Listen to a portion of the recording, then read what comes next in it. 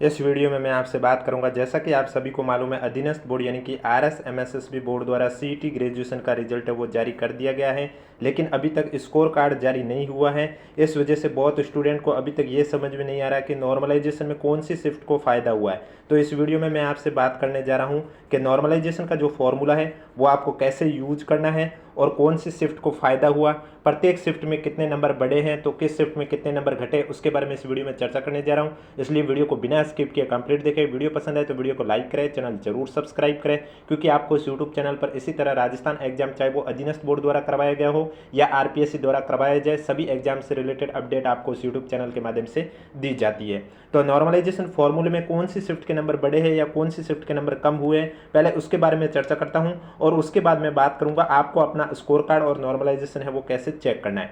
तो जैसा कि आप देख सकते हैं स्क्रीन पर आपको ये फॉर्मूला देखने को मिल रहा है, SIJ equal to M plus XIJ minus MI upon sigma I into sigma. यहाँ पर M और सिग्मा की जो वैल्यू है वो सभी शिफ्टों के लिए कॉमन है। वो कॉमन वैल्यू क्या है? M की वैल्यू आपको 139.722434 रखनी है और सिग्मा की वैल्यू आपको रखनी है 34.76720933। इसके अलावा जो MI और सिग्मा आई लिखा हुआ है ये सभी शिफ्ट के लिए अलग अलग है, यानी कि पेपर आपको मालूम है 4 चरणों में हुआ था। 27 सितंबर को 2 शिफ्ट में और 28 सितंबर को 2 शिफ्ट में हुआ था। इस तरह से टोटल पेपर 4 चरणों में हुआ था। तो चारों चरण के लिए MI और सिग्मा आई की वैल्यू अलग अलग है। जैसे कि आप स्क्रीन पर देख सकते हैं 27 सितंबर की जिनके मॉर्निंग शिफ्ट में आयोजित हुआ, यानी कि जिनकी फर्स्ट शिफ्ट में पेपर था, उनके MI की वैल्यू है 147.866488 और सिग्मा आई की वैल्यू है 35.68864593। इसी तरह जिनका 27 तारीख को इवनिंग शिफ्ट में एग्जाम था उनकी MI की वैल्यू है 139.091781 और सिग्मा आई की वैल्यू है 34.72092687। इसी तरह जिनका एग्जाम 28 तारीख को मॉर्निंग शिफ्ट में था उनका MI की वैल्यू है 129.027642 और सिग्मा आई की वैल्यू है 31.19744201। इसी तरह जिनका एग्जाम लास्ट शिफ्ट में था, यानी कि 28 सितंबर की इवनिंग शिफ्ट में, उनका MI की वैल्यू है 142.85999875 और सिग्मा आई की वैल्यू है 34.515844। तो ये आपको अब वैल्यू कैसे पुट करके आपको अंदाजा लगाना है कि कौन सी शिफ्ट में कितना फायदा हुआ। तो मैंने क्या किया, आपके लिए मैंने XIJ की वैल्यू फिक्स रख दी, यानी कि मैंने मान लिया मेरा एग्जाम चाहे किसी भी शिफ्ट में, यानी कि मुझे ये चेक करना था कि हर शिफ्ट में नॉर्मलाइजेशन के बाद स्कोर क्या रहा। तो मैंने हर शिफ्ट के लिए जो अपना स्कोर है वो 200 रख के देखा है। जब मुझे पता चला कि हर शिफ्ट में नॉर्मलाइजेशन के बाद किस शिफ्ट में कितने नंबर बढ़े हैं, किस शिफ्ट में कितने नंबर कम हुए, उसके बारे में पता चला है। तो XIJ की वैल्यू 200 कैसे रखी है, तो उसके लिए आपको मालूम है आपका, जैसे कि आपका कितना स्कोर बना है वो आपको रखना। अब आपको स्कोर कैसे चेक करना है, उसके लिए आपको मालूम है पेपर में 150 क्वेश्चन थे, तो ये फॉर्मूला है स्कोर निकालने का, RQ into KF minus maximum marks into not attempt question upon total number of question into 3। यहाँ पर WQ का उल्लेख इसलिए नहीं किया गया है क्योंकि पेपर में नेगेटिव मार्किंग नहीं थी, लेकिन अगर आपने किसी भी क्वेश्चन को खाली छोड़ा है जिसमें गोला नहीं भरा है तब आपका नंबर 1/3 क्वेश्चन का भाग काट लिया जाता, उसकी वजह से ये फॉर्मूला भी ऐड किया गया। RQ यानी राइट क्वेश्चन आपने कितने पेपर में सही किए 150 में से। KF यानी की फैक्टर, की फैक्टर का अलग से फॉर्मूला है maximum marks upon total number of question into total number of question upon number of valid question. अब यहाँ पर आपको कैसे यूज करना है की फैक्टर को, तो आप लिखोगे KF equal to maximum marks. आपको मालूम है पेपर आपका 300 नंबर का था, चाहे किसी भी शिफ्ट का देखो।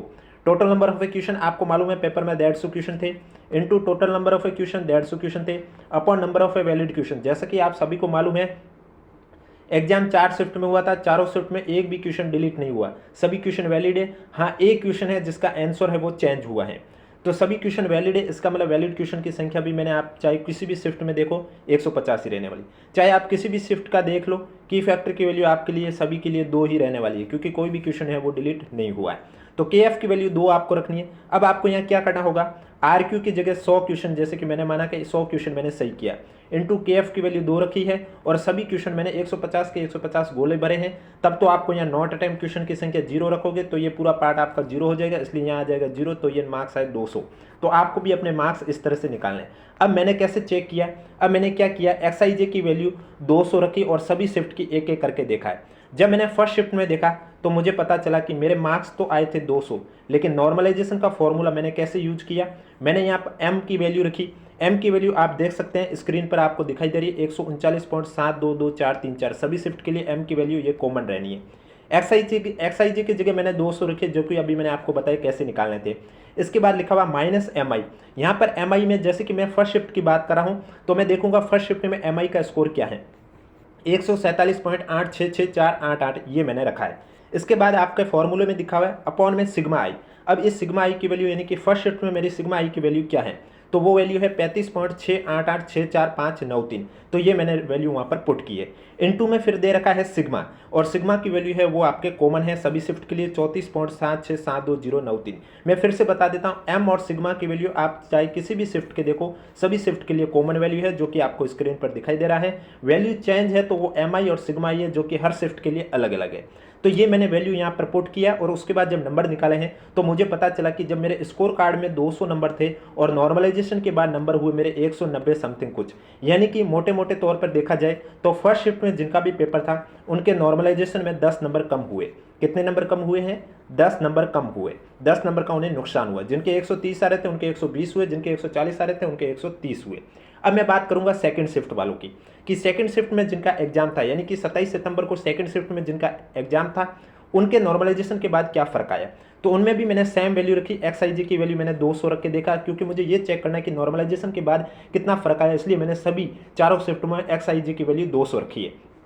एम और सिग्मा की वैल्यू जैसे कि मैंने अभी आपको बताया है सभी शिफ्ट के लिए कॉमन है। एम की 139.722434 और सिग्मा की 34.76720933।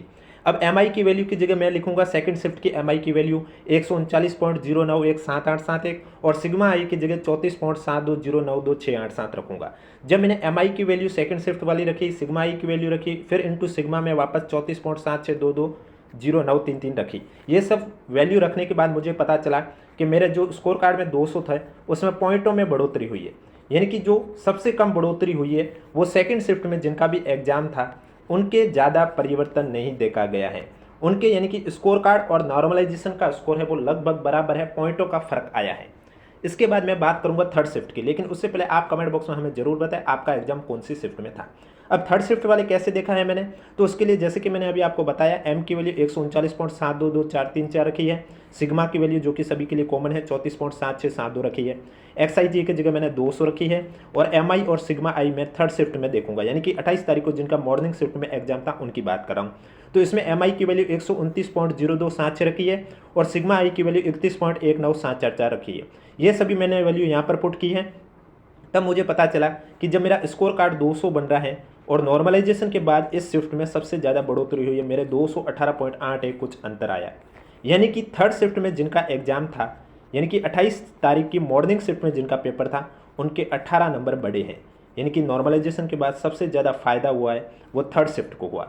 फोर्थ शिफ्ट की बात करें तो फोर्थ शिफ्ट वालों को कैसे चेक करना है, तो उनके लिए भी एम और सिग्मा की वैल्यू जैसे कि मैंने आपको बताया सभी शिफ्ट के लिए कॉमन है 139.722434 और सिग्मा की वैल्यू 34.76720993।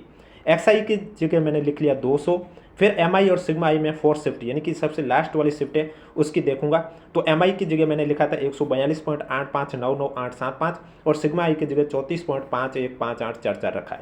ये सब मैंने वैल्यू पुट करी, तब मुझे पता चला, ये सब वैल्यू मैंने इस फॉर्मूले में पुट करी, तब मुझे पता चला जो मेरा स्कोर 200 था वो नॉर्मलाइजेशन के बाद 197.27 कुछ रहा है।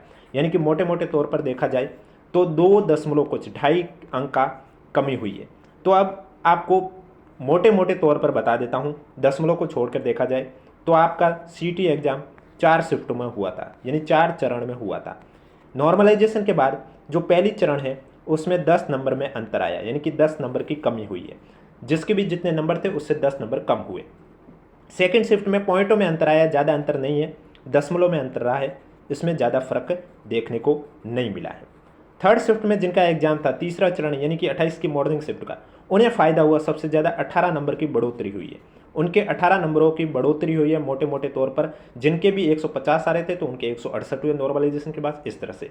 और फोर्थ शिफ्ट में जिनका एग्जाम हुआ था उनके 3 नंबर की कमी आई है। मोटे मोटे तौर पर बात करें तो 3 नंबर की कमी आई है, 2 पॉइंट समथिंग ऐसी कुछ कमी आई। आप इस फॉर्मूले से भी अंदाजा लगा सकते हैं नॉर्मलाइजेशन का जो स्कोर दे रखा है। आप देख सकते हो जैसे कि मैं आपको बता रहा हूँ सबसे ज़्यादा फायदा थर्ड शिफ्ट को हुआ है, और थर्ड शिफ्ट में भी आप देख सकते हैं एम की वैल्यू सबसे कम थर्ड शिफ्ट में ही बताई जा रही है। फर्स्ट शिफ्ट में 147, सेकंड शिफ्ट में 139, थर्ड शिफ्ट में 129 सबसे कम है, 142, यानी कि एम आई की वैल्यू जितनी कम रहेगी उनके नंबर उतने ही ज़्यादा बढ़ते हैं। इसी तरह सिग्मा आई की वैल्यू भी आप देख सकते हैं, सबसे कम आपके थर्ड शिफ्ट में भी है, यहाँ 35 है, यहाँ 34 है, यहाँ 31 है, यहाँ 34 है। तो जितनी कम एम आई और सिग्मा आई की वैल्यू होगी उनके नंबर उतने ही ज़्यादा बढ़ते हैं। तो ये आपका पता मैंने बताया है कि नॉर्मलाइजेशन के बाद कौन सी शिफ्ट में कितने नंबर बढ़े, कौन सी शिफ्ट को ज़्यादा फायदा हुआ, कौन सी शिफ्ट को ज़्यादा नुकसान हुआ।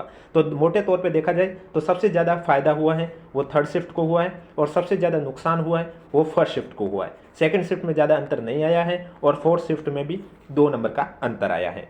फर्स्ट शिफ्ट में 10 नंबर कम हुए तो थर्ड शिफ्ट में आपके 18 नंबर की बढ़ोतरी हुई है। मार्क्स कैसे चेक करने मैंने आपको बता दिए हैं। अभी तक वेबसाइट पर स्कोर कार्ड अपलोड नहीं किए गए हैं, वो जब भी अपलोड किए जाएंगे आपको यूट्यूब चैनल के माध्यम से बता दिया जाएगा। अब कोई भी डाउट हो तो नीचे कमेंट बॉक्स में पूछिए। वीडियो पसंद आए तो वीडियो को लाइक करें, चैनल जरूर सब्सक्राइब करें, और क्या आपका रोल नंबर है तो कमेंट बॉक्स में हमें जरूर बताएं। और बाकी जिन डी बार कैंडिडेट है उनके भी रोल नंबर बोर्ड ने यहाँ शो किए हैं, जिन्हें डी बार किया गया है वो उन्हें अयोग्य किया गया है उनका रिजल्ट, तो वो रोल नंबर भी आपको यहाँ पर शो हो रहे हैं। बाकी आपको अपने रोल नंबर चेक करने हैं कि आप पास हो या नहीं हो, तो स्टार्टिंग के डिजिट से आप चेक कर सकते हैं रोल नंबर आपके पास है या नहीं है। और रिजल्ट की पीडीएफ आपको हमारे टेलीग्राम चैनल पर देखने को मिलेगी, जिसका लिंक नीचे डिस्क्रिप्शन में दिया हुआ है।